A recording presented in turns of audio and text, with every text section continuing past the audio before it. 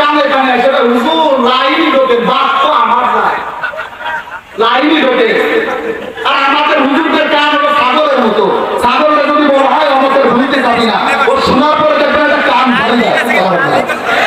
আর আমাদের বলতো আমরা কান ধরে দিতাম, কারণ কোরআন সৃষ্টি করেছে আল্লাহ, এই কোরআনের পারি আল্লাহ, তোদের মতো তারা শুনলে মাথা নিচু করতে পারবো না।